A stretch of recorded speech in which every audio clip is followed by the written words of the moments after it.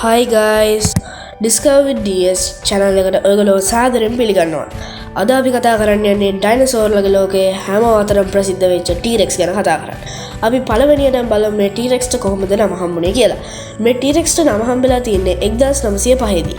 1905 New York නගරයේ Natural History කියලා කෞතුකාගාරයේ ඉන්න පාෂාණ විද්‍යාඥයෙක් වෙච්ච හෙන්රි ෆෙයාර්ෆීල්ඩ් ඔක්ස්බෝර්න් කියන එකෙනා තමයි මෙයාට පළවෙනියටම නම දාලා තියෙන්නේ. මෙයාට නම තියෙන්නේ Tyrannosaurus Rex කියලා නම දාලා තියෙන්නේ. ඒකේ නට අපි කතා කරන්න ලේසි වෙන තමයි T-Rex කියලා මෙයාගේ නම කෙටි කරලා අපි හදාගෙන තියෙන්නේ. මෙයාගේ උස බර ගැන කතා කරොත් මෙයා උසින් මීටර් 12ක් විතර උසයි. ඕනම T-Rex ඩයිනෝසෝර් කෙනෙක් වර්ධනය වෙනවා සාමාන්‍යයෙන් මීටර් 12ක් විතර උසට සහ එයාගේ බර ටොන් 9ක් විතර වෙනවා. T-Rex සාමාන්‍ය ජීවත් වෙලා තියෙන්නේ දකුණු ඇමරිකාවේ.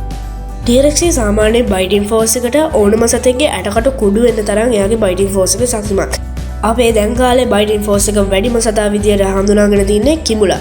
කිඹුලගේ බයිටින් ෆෝස් එක සාමාන්‍යයෙන් මිනිස්සෙගේ උනත් සතෙකුගුණත් ඕනම අතක් උනත් එක සැරේන් ඉරාගෙන කන්න තරම් පුළුවන් උනත් එයාගේ කාට ශක්තිමත්. එයාගේ බයිටින් ෆෝස් එක ශක්තිමත්.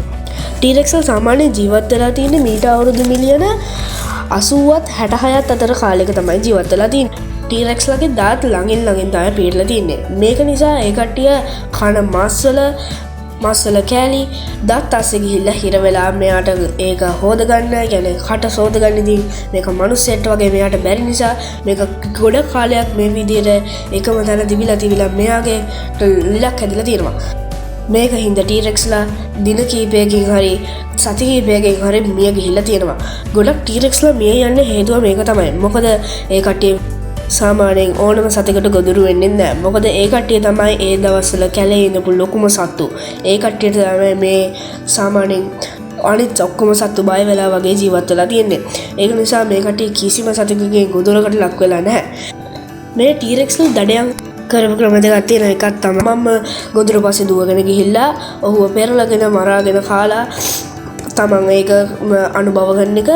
අනිත් එක තමයි ඒ කට්ටිය අනිත් සතෙක් කාලා වෙන තැනකට ගිහින් එනකොට T-Rexලා එතනට ගිහිල්ලා ඒ සතා කන්න ඉඳපු එක කාලා එන එක තමයි මේ T-Rexලගේ දඩයන් කරන ක්‍රම දෙක. තව එකක් කියන්න ඕන. මොකද මේ T-Rexලා ගොඩක් වෙලාවට එයාගේ නැට්ට භාවිතා කරගෙන තමයි ගොදුරක් පස්සේ වේගෙන් දුවන්නේ. මෙයාට මේකෙන් තමයි මෙයා මේකේ සම්බරතාවය තියාගෙන යන්නේ. සම්බරතාවය. මොකද එයාට තියෙන ලොකු ශරීරයක්. ඒකේ සම්බරතාවය අරගෙන එයාට නැට්ට උපයෝගී කරගන්න වෙනවා. සමහර වෙලාවට මෙයා මේ නැට්ටෙන් ඕනම ගොදුරක් අඩපණ කිරීමට වෙන්න ඕනම සතෙකුට පහර දීමට මේ ක්‍රමය මෙයා යොදාගෙන තියෙනවා. සාමාන්‍යයෙන් මේ T-Rexලා සාමාන්‍යයෙන් අවුරුදු 30ක් විතර ජීවත් වෙන.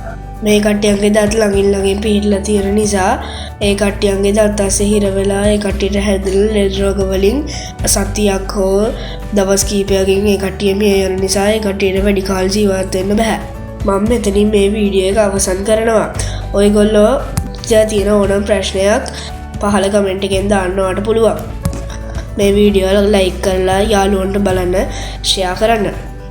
ඔයගොල්ලෝ කැමති වීඩියෝස් ගැන මට පහලින් කමෙන්ට් කරන්න. එතකොට මම ඒවා ගැන තොරතුරු හොයලා ඔයගොල්ලන්ට අලුත් වීඩියෝස් ගේන්නම්.